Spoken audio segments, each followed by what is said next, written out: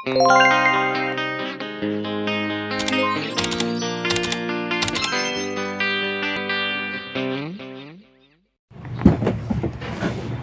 morning. So, update po tayo. So, ang tagal kong hindi naka-upload, guys. So, kaon po tayo ng almusal. So, ito yung update po sa buhay ko. So, nanganak na po ako. So, wala na, oh. Ano na lang. Dugo na lang tong laman na to sa tiyan ko. So, nanganak na po ako noong July 14. So, wala po akong upload kasi ano yun, madalian kasi madaling araw ako nanganak. So, nag-labor ako ng alas 2, nanganak ako ng alas 4.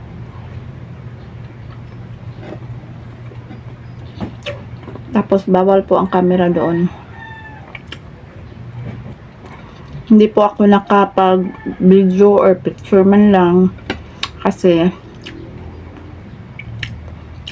na-stress po ako kasi yung anak ko nang-labor po ako nung 14. Nung anak ko naiwan po sa dinala po sa hospital kasi na-confine po siya ng 10 days sa NICU. So, nanganak po ako noong July 14, pagkagabi umuwi na po ako sa bahay ng mag-isa. So, kasi yung nalungkot po ako. So, 24 hours po sana ako mag-stay sa birthing clinic pero kaya ko naman.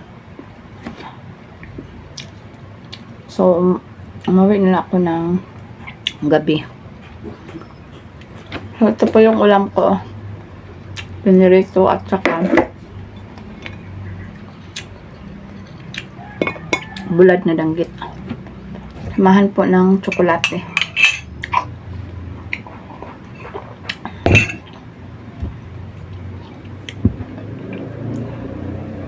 So, 10 days po yung na-confine yung anak ko. Tapos, pabalik-balik po ako everyday sa hospital para mabisita po siya. So, ano lang naman, kanang doon lang sa amo ang hospital ba. Malapit lang yung hospital sa amin.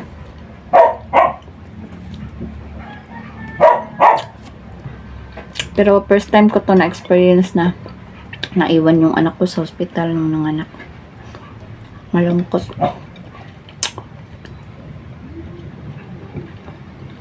Kasi yung dugo niya may infection.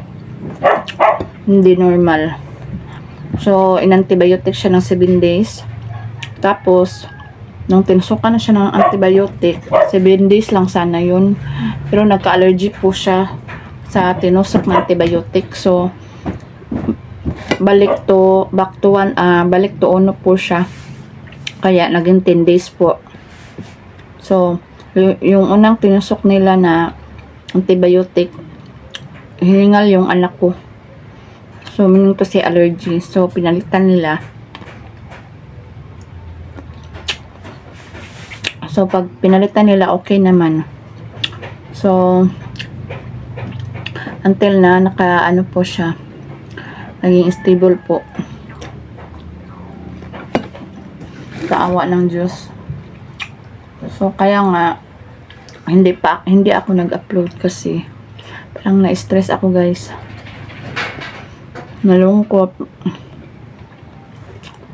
Tapos may anak pa ako doon na kindergarten. Tagahatod. Basta na-stress ako pero na-handle ko naman.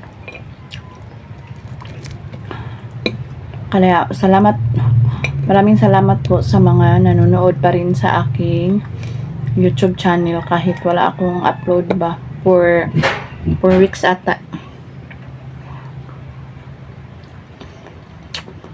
So, yun, nakalabas na si baby. So, almost talaga ngayon, no? Pag manganak ka, yung anak mo may infection, maiiwan sa hospital.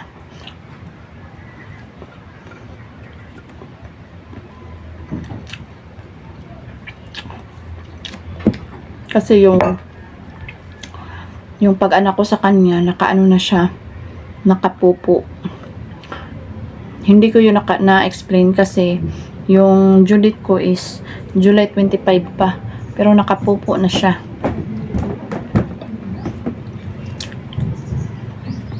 Tapos paglabas niya, tinest siya sa dugo. Doon nalaman na may infection siya.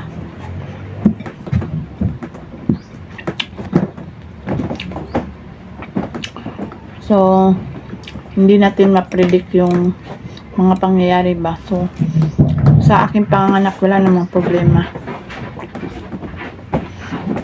Pero doon, sa anak ko talaga.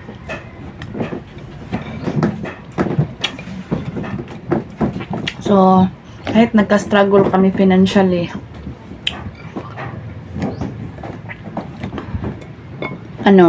na-manage pa rin namin. At saka sa awa ng Diyos, na-provide namin yung bill. At saka nakalabas yung anak ko kasi private hospital kasi yung nilagyan ng anak ko.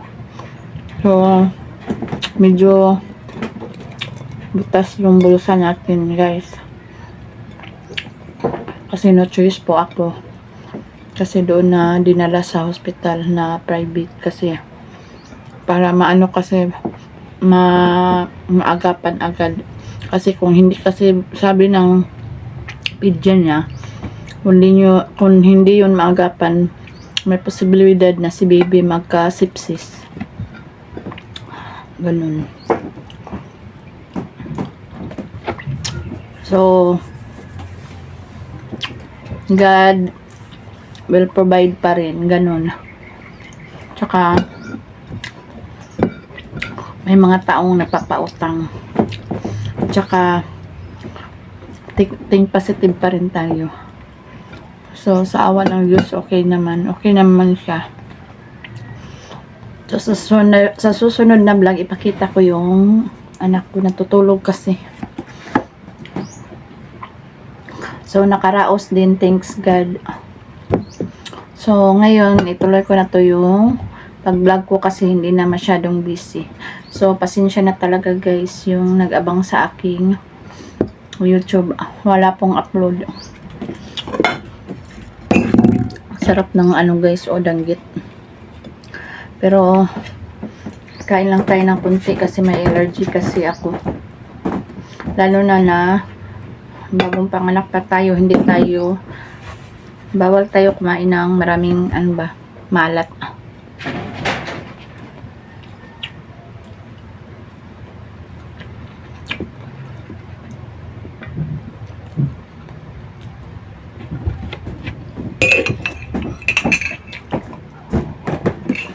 So, ipakita ko na lang yung baby ko. Pasilip ko.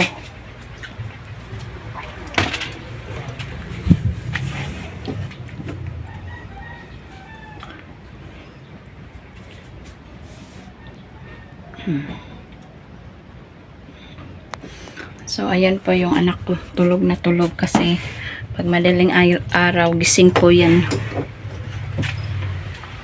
So, syempre, pag anak gising din ang nanay. So, wala po tayong masyadong tulog. Pero, okay lang yan. Bawi lang tayo. So, ganun talaga ang ina, magsakripisyo.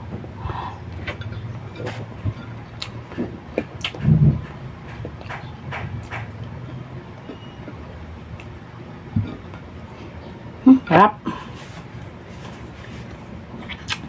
So, hanggang dito na lang guys. Thank you for watching. Please subscribe my channel, Yan and Kids. Bye-bye.